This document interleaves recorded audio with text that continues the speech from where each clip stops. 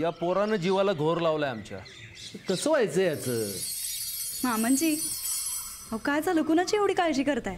या सुनबाई, रानाबद्दल बोलत होतो आम्ही. नाही, आम्ही पण तुमच्याशी खरं तर हेच बोलायला आलो होतो बघा. तुम्ही आता राणा भाऊजींच्या लग्नाचा विचार सोडा.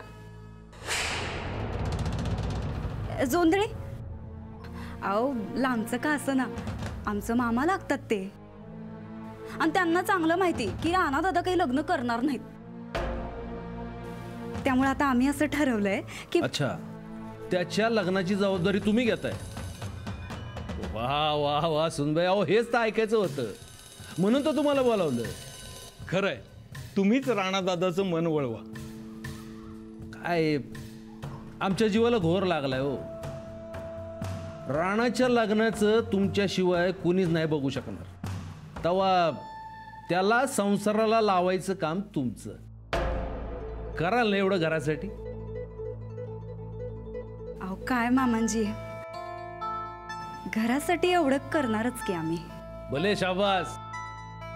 जोंधळे, तुमची भाची एक नंबर आहे. चांगली सून दिलीत आम्हाला.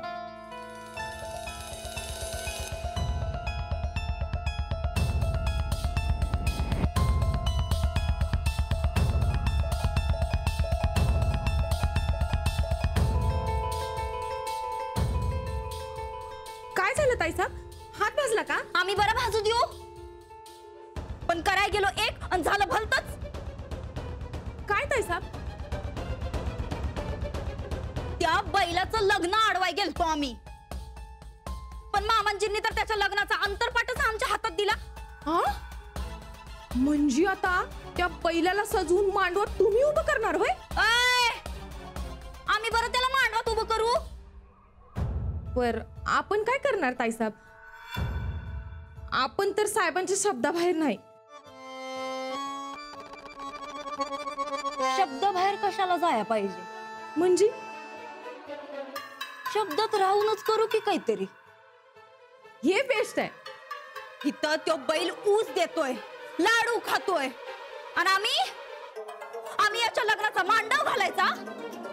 नाही, अजिबात जमणार नाही ते. आम्ही याच्या लग्नाचा मांडव घालणार नाही आणि कुणाला घालू बी देणार नाही.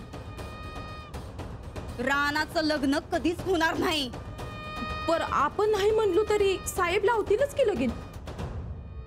आता ती झगड्यांची पोरगी नाही तर नाही, पर ती गावातली ती लाडूवाली ती तर येईलच की घरात. आम्ही येऊ दिलं तर नव. त्या झगड्यांच्या पुरीचं काय करायचं ते बघू नंतर, पण या गावातल्या पुरीला मात्र बघायच पाहिजे. जरा हिसका दाखवला ना, काशी सुतासारखी सरळ होईल ती. अजून 2 गाड्या ऊस आणि कॉम्प्युटरही सरलो नाही आम्ही.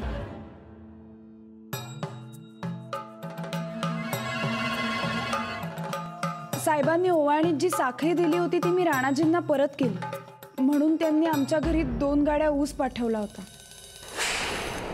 तोच विकून त्यातून जे पैसे आले त्याचा मी कम्प्युटर घेतला मुलांसाठी. चंदा, हा, शिवप्पा कुठे? शिवाप्पा आत्ता बोली होते.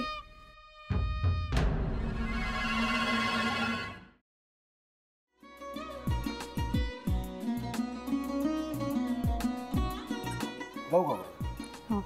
असाच लावू ना.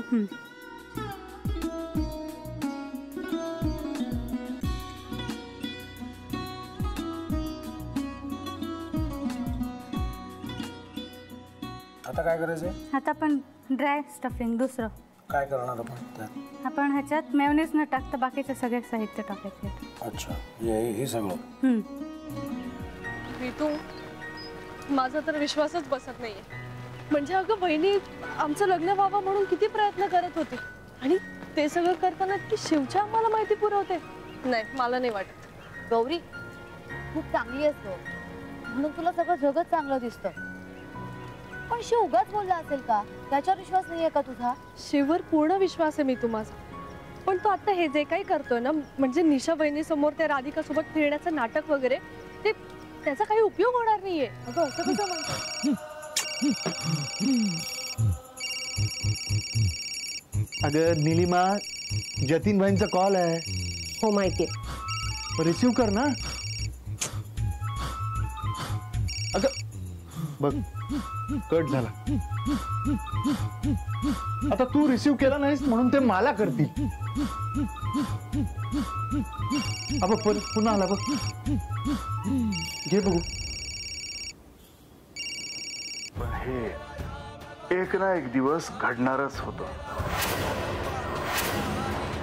आता मला कळलं तुम्ही 2 दिवस झाले काय सांगत होता ते. बनू हे संकेत असतात आणि हे ठरवून येत नसतात.